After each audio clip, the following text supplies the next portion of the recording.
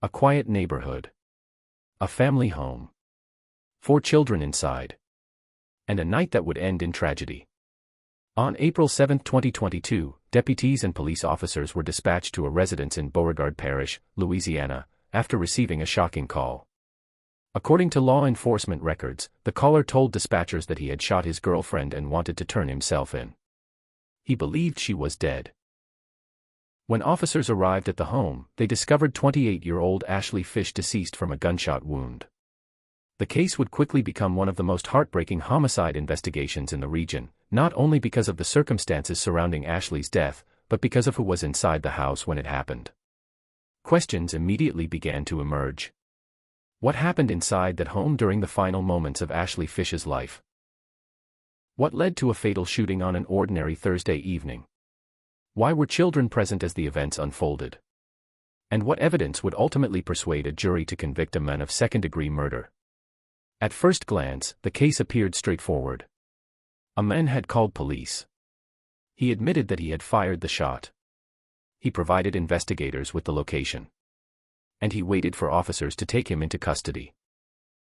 But as detectives began examining the scene, interviewing witnesses, and reviewing forensic evidence, they encountered details that raised difficult questions. The explanation offered by the defendant would be scrutinized. The physical evidence would be analyzed. And a jury would eventually be asked to determine whether the shooting was a tragic accident, the result of a struggle, or something far more deliberate. Court records show that investigators reconstructed the final hours leading up to Ashley's death. They examined phone records, text messages, witness testimony, crime scene evidence, and forensic findings. Every piece of information became part of a larger effort to understand exactly what happened behind the closed doors of that Louisiana home. As the investigation unfolded, another reality became impossible to ignore. This was not merely a homicide case. It was a family tragedy. According to prosecutors, 4 young children were left to grow up without their mother. The impact of that loss would become a central theme throughout the proceedings that followed. Tonight, on Dark Case Files, we examine the publicly documented facts surrounding the death of Ashley Fish. The timeline. The investigation. The evidence presented in court. And the events that led a Louisiana jury to return a verdict that would send shockwaves through a family already devastated by loss. A young mother was found dead inside a Louisiana home. 4 children would wake up to a nightmare that would change their lives forever. When police arrived, the man responsible was already waiting. But the story he told investigators would soon come under intense scrutiny. This is the case of Ashley Fish. Before she became the victim at the center of a homicide investigation. Before her name appeared in headlines across Louisiana. Before prosecutors, defense attorneys, and jurors spent days examining the final moments of her life. Ashley Fish was something much more important. She was a daughter. A sister. A friend. And above all else, she was a mother.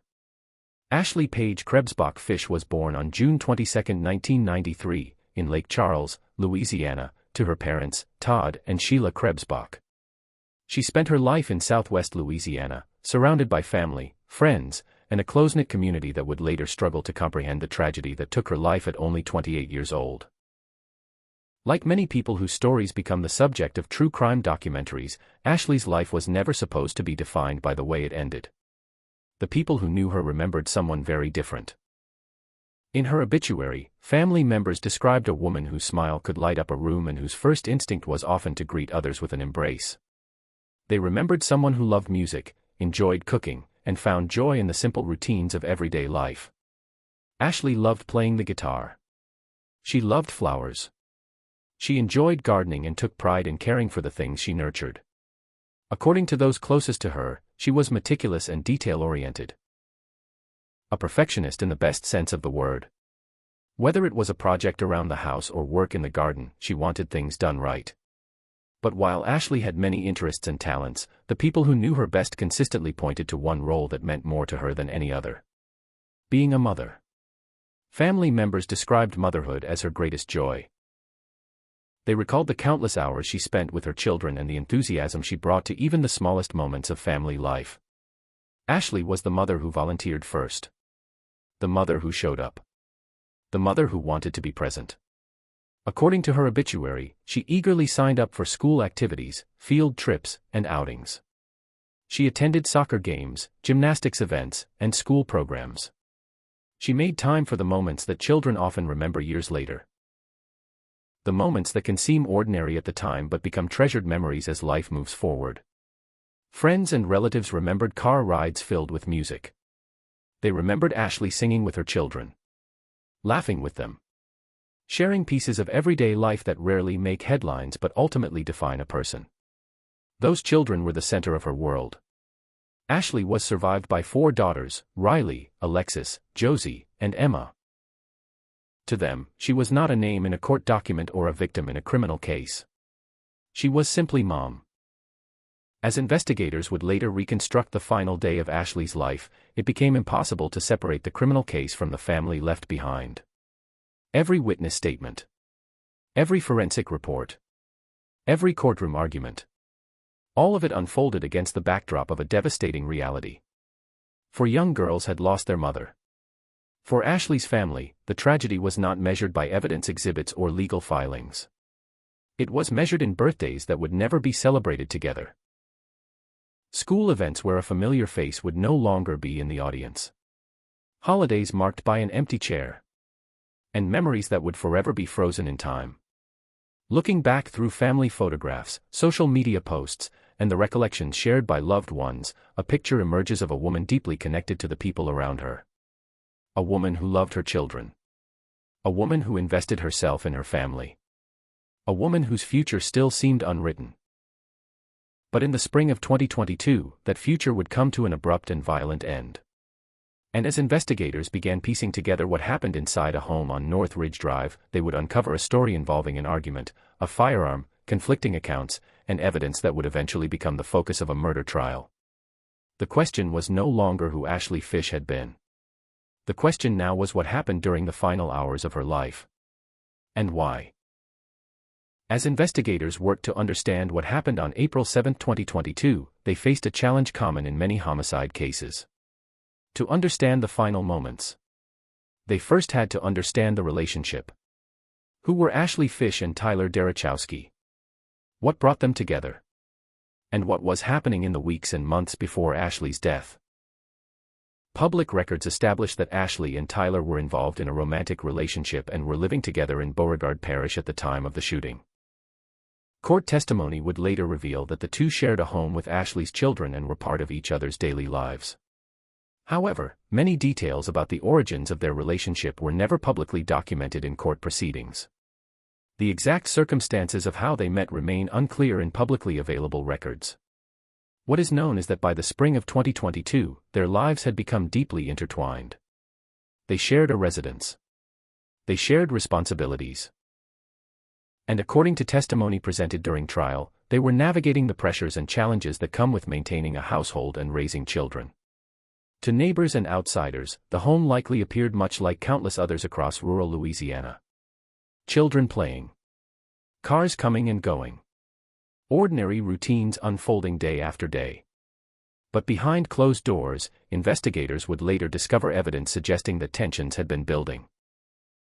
Court records indicate that Ashley had exchanged messages with friends and family members in the period leading up to her death. Those communications would later become part of the investigation as detectives attempted to reconstruct the state of the relationship before the shooting. As often happens in homicide investigations, detectives looked beyond the crime scene itself. They examined phone records, text messages, witness statements, and personal communications. Each piece offered a glimpse into the lives of two people whose relationship would soon become the focus of a murder trial. At the center of the investigation was a question that would echo throughout the courtroom. What was the true nature of the relationship between Ashley and Tyler? Was this a couple experiencing ordinary disagreements? Or were there signs of deeper conflict? As investigators dug deeper, they focused on the days and hours leading up to April 7. Every argument, every conversation, every interaction. Because somewhere within that timeline might be the key to understanding what happened. According to testimony later presented in court, the events of that day did not begin with a shooting. They began with an argument. An argument that prosecutors would describe as escalating into violence. An argument that would eventually become one of the most closely examined moments in the case. But at this stage of the investigation, detectives did not yet know exactly how the confrontation unfolded. They only knew the outcome. Ashley Fish was dead. A firearm had been discharged. And Tyler Derechowski admitted to firing the shot. The challenge was determining what happened in the moments before the trigger was pulled. Investigators would soon learn that the answers were not as straightforward as they initially appeared. The account provided by Tyler would become a central issue in the case. Physical evidence would be scrutinized. Witness testimony would be compared against forensic findings. And prosecutors would ultimately argue that the evidence told a story very different from the one first described by the defendant. As April 7, 2022, came into sharper focus, detectives began reconstructing the final day of Ashley Fish's life. Hour by hour. Minute by minute. What started as a homicide investigation was becoming a detailed examination of the last moments inside a Louisiana home. And those final moments would soon take center stage. Because according to investigators, everything changed during a confrontation that unfolded behind closed doors on the evening of April 7, 2022. The next chapter of this case begins with that day. The day Ashley Fish took her final breath. The day a family was shattered. And the day a routine domestic dispute, according to prosecutors, turned deadly. April 7, 2022. It began as an ordinary day. There were no police sirens. No crime scene tape. No indication that, within hours, a family would be forever changed. For Ashley Fish, the day started much like countless others before it. A mother caring for her children. A woman moving through the routines of everyday life. The kind of day that leaves little trace behind. But by nightfall, investigators would be attempting to piece together a timeline of events that ended in tragedy. And every minute would matter. Every conversation. Every movement. Every decision. Because somewhere within those final hours was the answer to a question investigators desperately needed to solve. What happened inside that house? As detectives later reconstructed the day, they learned that Ashley and Tyler Derechowski spent much of April 7 together at the residence they shared. Nothing about the day initially appeared extraordinary. Life moved forward as it normally would. Children were present in the home. Daily routines continued. Hours passed. The afternoon gave way to evening. And somewhere during those evening hours, according to testimony later presented in court, an argument began. Investigators would later focus intensely on that confrontation. Not because arguments are unusual. But because this one ended with a gunshot. The exact sequence of events became one of the most important issues in the entire case. What started the disagreement? How quickly did it escalate? What happened in the moments leading up to the shooting? Those questions would eventually be debated before a jury. According to evidence presented during trial, tensions rose inside the home as Ashley and Tyler argued. No neighbors were standing inside the room. No surveillance cameras captured the encounter. The only direct account initially available came from the person who admitted firing the weapon. But detectives knew from experience that statements alone are never enough. Statements must be tested. Compared against physical evidence. Measured against forensic findings. And evaluated alongside every other piece of information collected during an investigation. As the argument intensified, events moved toward a point of no return. Something happened inside that residence. Something that transformed a domestic dispute into a homicide investigation. At some point during the confrontation, a firearm became involved. What happened next would become the central question of the case. According to Tyler's account, the shooting occurred during a struggle. According to prosecutors, the evidence would eventually tell a different story. And that conflict between explanation and evidence would define everything that followed. Inside the home, the situation unfolded rapidly. Outside, the rest of the world carried on unaware. Traffic moved along Louisiana roads. Families prepared for dinner. Children played in nearby neighborhoods. No one beyond the walls of that residence knew that a tragedy was unfolding. Then came the moment investigators would spend months analyzing. A single gunshot. One pull of a trigger. One irreversible act. And suddenly, everything changed. Ashley Fish had suffered a devastating gunshot wound. The argument was over. The questions were only beginning. In the immediate aftermath, decisions were made that would shape the entire investigation. Phone calls were placed. Law enforcement would soon be contacted. And officers would begin rushing toward a scene they did not yet understand. But before investigators could determine whether the shooting was intentional, accidental, or something in between, they first had to confront a more urgent reality. A young mother lay mortally wounded inside the home. 4 children were nearby. And time was running out. The next chapter of this story begins with a phone call. A call that brought police racing to the scene. A call that contained a stunning admission. And a call that marked the official beginning of the homicide investigation into the death of Ashley Fish. For investigators, homicide cases often begin with a discovery. A witness finds a body. A family member reports someone missing. A passerby notices something unusual. But on the night of April 7, 2022, the Ashley Fish investigation began differently. It began with a phone call. A phone call that would immediately command the attention of law enforcement. A phone call that contained a startling admission. And a phone call that would later become one of the most important pieces of the case. By this point, whatever had happened inside the home had already happened. The argument was over.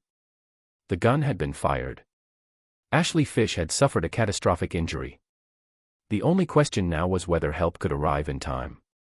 Somewhere inside the residence, a decision was made to contact authorities. According to law enforcement records and subsequent court proceedings, Tyler Derechowski called emergency services and reported that he had shot Ashley. The statement immediately transformed the situation from a medical emergency into a potential homicide investigation. Dispatchers suddenly found themselves handling a call unlike most others.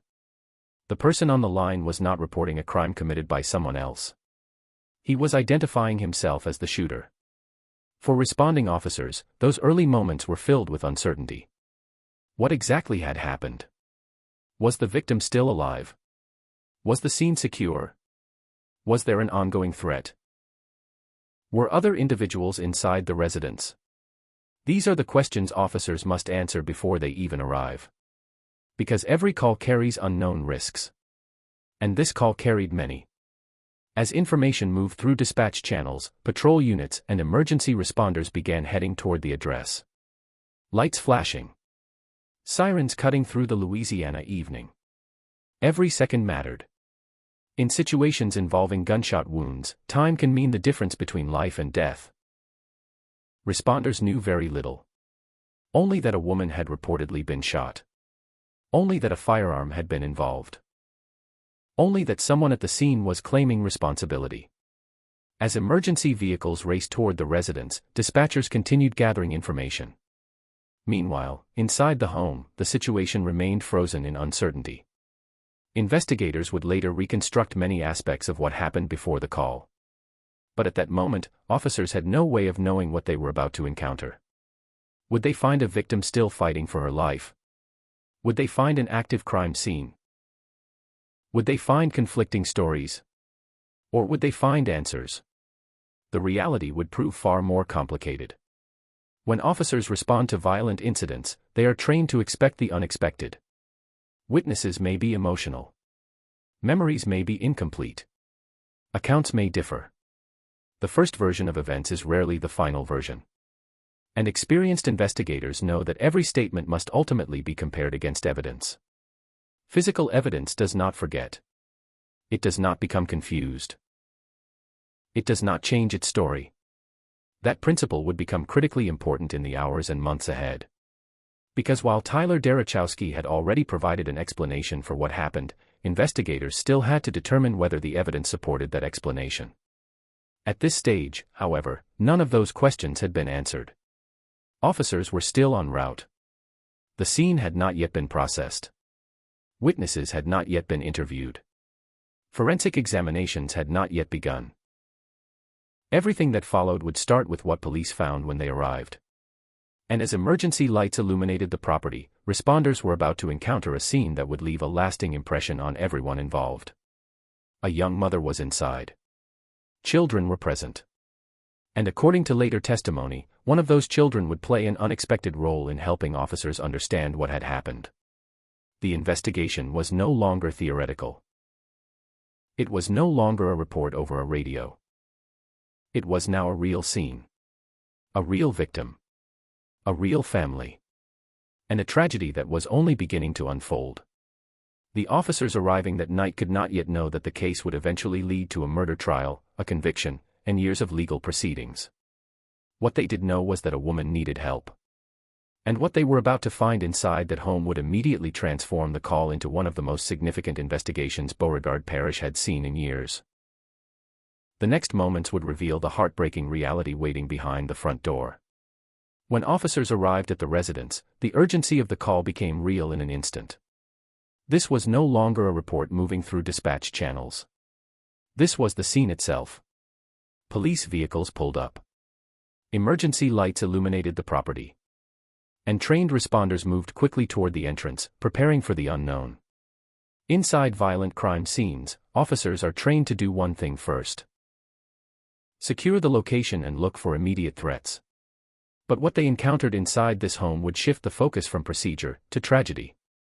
According to law enforcement reports and later court proceedings, officers located Ashley Fish inside the residence suffering from a gunshot wound. Despite rapid response, she was unresponsive. The reality of the situation became immediately clear to everyone on scene. This was now a homicide investigation. But even as officers processed that discovery, another detail made the scene even more devastating. There were children inside the home. Witnesses to the aftermath. Present in the environment where the violence had occurred. In cases like this, officers must balance two urgent responsibilities at once. First, they must secure the scene and preserve evidence. Second, they must ensure the safety and emotional well-being of any surviving individuals, especially children. The presence of minors transforms every aspect of an investigation. What might otherwise be treated strictly as a forensic scene becomes something far more complex. A crime scene, and a trauma scene. According to testimony and investigative accounts, responding officers began working to separate the children from the immediate area. They were guided away from the location where their mother had been found. Away from the evidence markers that would soon define the space. Away from the reality that they had just been exposed to.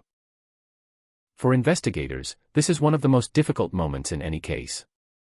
Because while evidence must be documented meticulously, human suffering is happening in real time.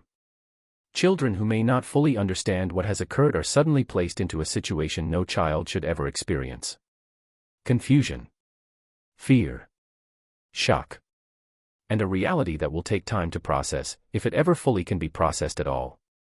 Inside the home, officers began the careful work of documenting the scene. Rooms were secured. Photographs were taken. Evidence markers were placed. Every detail mattered, because every detail could later become part of a courtroom reconstruction. A living room. Hallways. Bedrooms where everyday life had unfolded just hours earlier. Now transformed into a crime scene under forensic examination. As investigators moved through the residence, they were not only looking at physical evidence. They were also trying to reconstruct the sequence of events that led to the fatal moment. Where was Ashley positioned? Where was the firearm discharged? What movements occurred before and after the shot? And how do those facts align, or conflict, with the initial account provided to police? These are questions that cannot be answered in a single moment. They require time, analysis, and careful comparison of physical evidence against statements and testimony. But even before that analysis begins, one reality is already established. A young mother has lost her life inside her own home. And 4 children are now left to process a night that will remain with them forever. In the hours that follow, investigators will begin building the foundation of the case. But in this moment, inside this house, the focus is still on something far more immediate. Understanding what happened. Preserving what remains. And ensuring that the truth of the scene is not lost in the chaos of the aftermath. As officers continue their work, the residence grows quieter. The emergency lights remain outside. The evidence markers remain inside. And the reality of what occurred begins to settle over the scene like a weight that cannot be lifted. The investigation has now officially begun. And everything that follows will depend on what this house reveals. In the hours after the scene was secured, the investigation entered its most critical phase. This is the stage where facts are separated from assumptions, where initial statements are tested against physical evidence, and where investigators begin the difficult process of reconstructing events that unfolded in real time. Detectives from Beauregard Parish began arriving at the residence shortly after the scene was contained. Their job was not to react emotionally to what had happened inside the home. Their job was to document, collect, and analyze every available piece of evidence. Because in a homicide investigation, the truth is rarely found in a single statement. It is built piece by piece. According to law enforcement records and trial testimony, investigators collected multiple categories of evidence from the scene. This included the firearm believed to have been used in the shooting, crime scene photographs capturing the layout of the residence, physical evidence located throughout key areas of the home, and later, formal witness statements taken from individuals present or connected to the events of that night. Each item would eventually become part of a larger reconstruction of the timeline. But at this stage, nothing was fully understood. Only collected. Only preserved. And only prepared for analysis. One of the central questions guiding the investigation was immediate and unavoidable. Was this a deliberate act? Or was it an accident, as initially suggested in statements made to law enforcement? In cases involving firearms, this distinction becomes one of the most important determinations in the entire process. Because intent is not assumed. It must be proven. Investigators turn to forensic specialists to help answer that question. Crime scene analysts examined the physical layout of the residence. They documented trajectories, distances, and positions. They studied how evidence was distributed within the space. Ballistics experts evaluated the firearm and its characteristics, seeking to understand how it was used during the incident. Medical examiners conducted their analysis to determine the nature and cause of the fatal injury, providing critical insight into how the shooting occurred from a medical perspective. Each discipline contributed a different layer of understanding. And together, they formed the foundation of the prosecution's eventual case. At the same time, investigators carefully reviewed the statements provided in the immediate aftermath of the shooting. Those statements would not be accepted at face value. They would be compared against physical evidence, measured against forensic findings, and evaluated for consistency over time.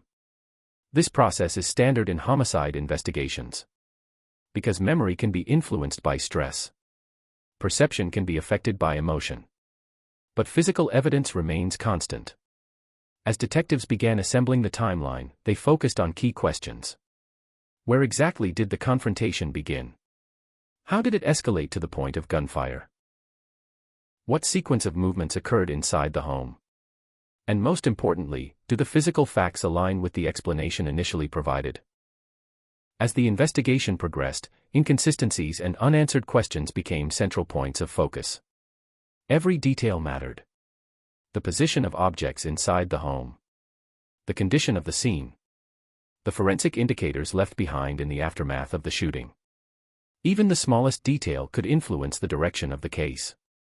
In homicide investigations, the goal is not to rush to conclusions. It is to build a reconstruction that can withstand scrutiny in court. Because ultimately, the investigation does not end with the collection of evidence. It ends when that evidence is presented before a jury. And in this case, every piece of evidence collected inside that home would later be examined in a courtroom setting, where competing interpretations of the same events would be presented. At this stage, however, investigators were still in the early stages of that process. They were not yet arguing a theory. They were building one. Piece by piece. Fact by fact. Until a clear picture of what happened inside the home on April 7, 2022, could finally emerge. By the time the case reached the courtroom, the investigation had moved far beyond the initial emergency response. Detectives had collected evidence.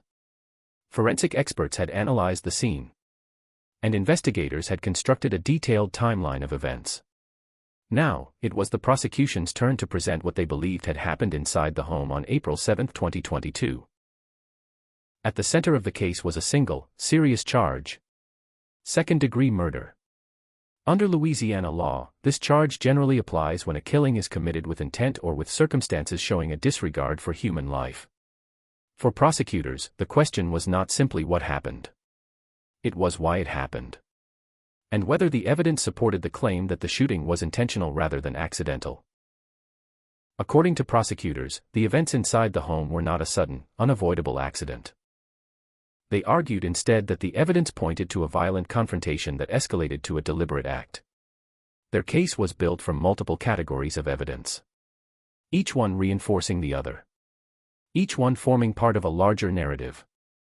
Prosecutors focused heavily on the physical evidence collected from the scene. This included the firearm recovered by investigators, crime scene documentation showing the layout of the residence, and forensic indicators that, according to testimony, helped establish what occurred during the shooting. The state argued that the physical evidence did not align with a simple accident scenario. Instead, they claimed it was consistent with a confrontation that ended in a fatal discharge of a weapon. Another key focus for the prosecution was the timeline of events. Investigators had reconstructed the final hours leading up to the shooting using phone records, witness statements, and forensic analysis. Prosecutors pointed to what they described as inconsistencies between the defendant's account and the physical evidence. They argued that certain details did not match the sequence of events suggested in the initial explanation given to law enforcement. In a homicide trial, these discrepancies become critical, because even small differences in timing or sequence can change the interpretation of intent. The prosecution also relied on testimony presented during the investigation and trial process. This included statements from individuals connected to the case and accounts of events leading up to the shooting. While no outside witness directly observed the fatal moment inside the home, prosecutors used available testimony to help establish context, behavior before the incident, interactions between the individuals involved, and the atmosphere inside the home in the hours leading up to the shooting. Each detail, they argued, contributed to a broader picture of escalating tension. At the heart of the prosecution's case was a single question: was this truly an accident? Or did the evidence show something more deliberate? Prosecutors argued that when all the evidence was viewed together, physical findings, forensic analysis, and timeline reconstruction, it supported the conclusion that the shooting was not accidental. They urged the jury to consider not only what was said in the immediate aftermath of the incident, but what the evidence revealed when examined closely and independently. Because in their view, the facts told a consistent story. A story of escalation.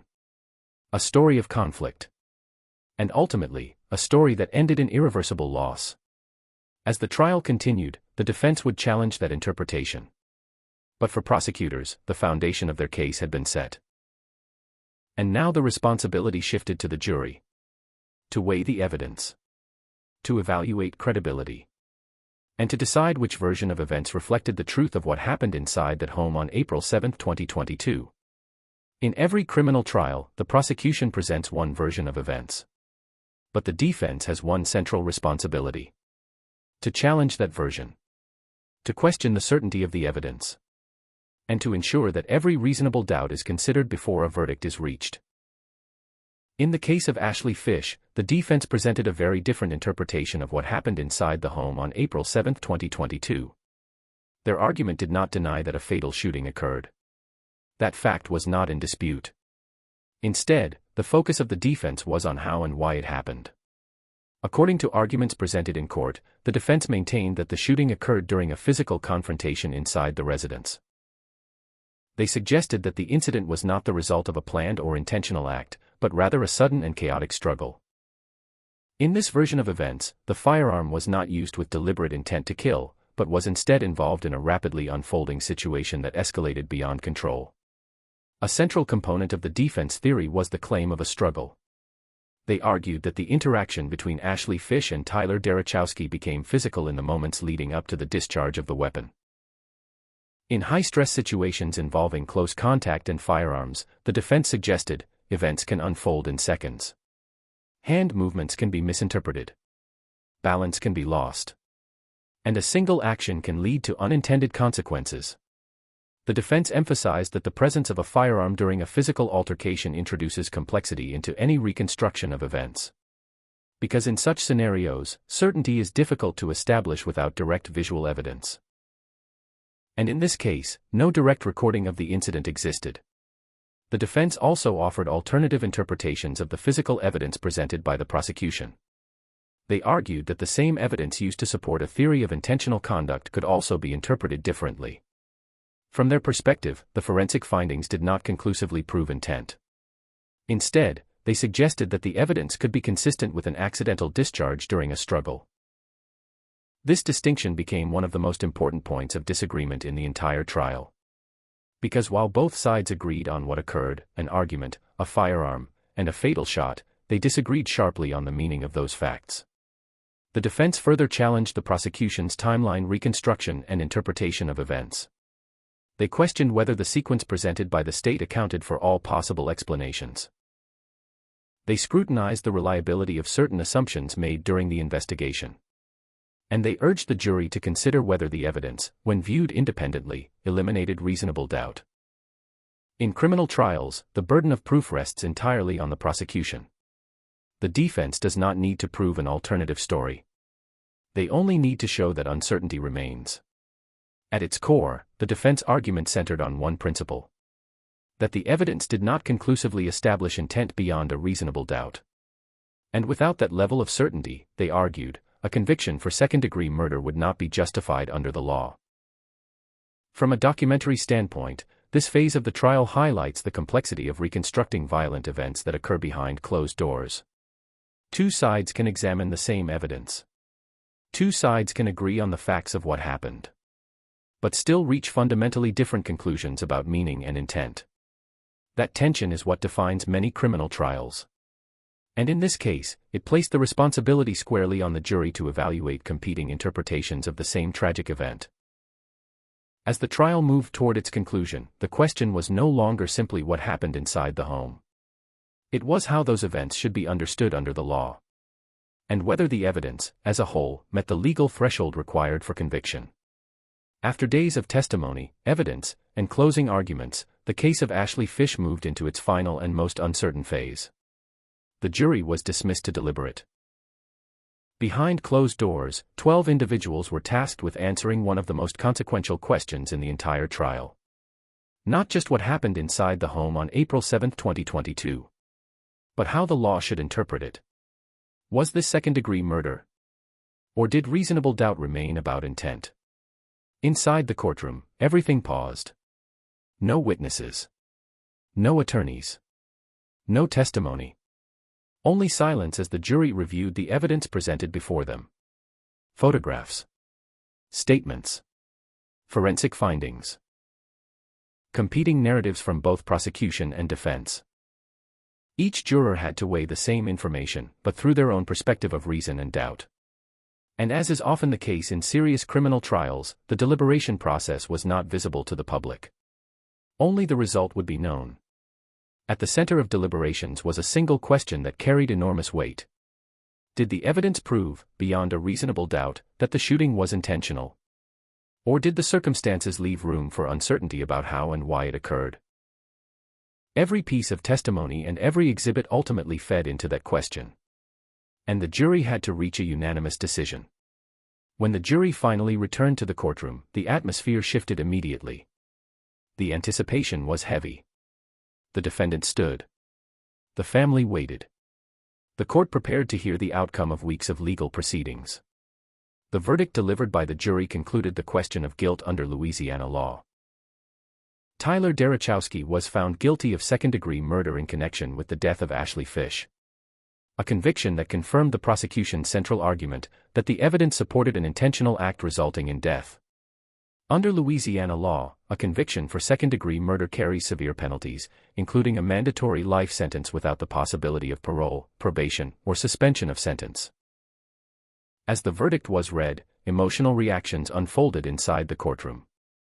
For Ashley Fish's family, the decision marked the end of a long and painful legal process. For the defense, it marked the conclusion of their challenge to the state's case. And for those present, it was a moment that underscored the gravity of what had occurred inside that Louisiana home. A life was lost. A family was changed forever. And a jury had now formally recognized the event as a criminal act under the law. In cases like this, a verdict does not erase the past. It does not undo the events of April 7, 2022. And it does not restore what was lost. But it does provide a legal conclusion based on the evidence presented in court. A conclusion reached after scrutiny, debate, and deliberation. As the courtroom emptied, the reality of the decision settled in. For Ashley Fish's loved ones, the outcome represented accountability within the justice system. But it also marked the permanent closing of a chapter that began with a single emergency call and ended in irreversible loss. When a courtroom case ends, the legal process moves forward. But for families, there is no such thing as an ending. Only a new reality shaped by what has already happened. Ashley Fish was more than a name in a court record. More than a headline in a news report. She was a daughter. A friend. And a mother. Most importantly, she was the center of 4 young lives that were permanently altered on April 7, 2022. 4 children lost their mother in a single night of violence. A loss that no verdict, no sentence, and no courtroom decision can ever fully repair. Cases like this extend far beyond legal arguments and evidence exhibits. They reach into the deeper realities of human consequence. The fragility of relationships. The impact of conflict inside a home. And the irreversible outcomes that can follow moments of escalation. They also raise broader questions about violence within domestic settings. About warning signs that may or may not have been visible. About how quickly conflict can escalate beyond control. And about the responsibility of the justice system to carefully examine every fact before reaching a conclusion. In the end, the court provides a legal judgment. But it cannot restore what was lost. For Ashley Fish, the story ended on April 7, 2022. For her children, the consequences will last a lifetime. Cases like this remind us that behind every headline is a family forever changed. What are your thoughts on the Ashley Fish case? Do you believe the evidence presented at trial supported the verdict? Share your thoughts respectfully in the comments below. If you appreciate in-depth true crime documentaries that focus on facts, victims, and justice, make sure to like this video, subscribe to Dark Case Files, and turn on notifications so you never miss an investigation.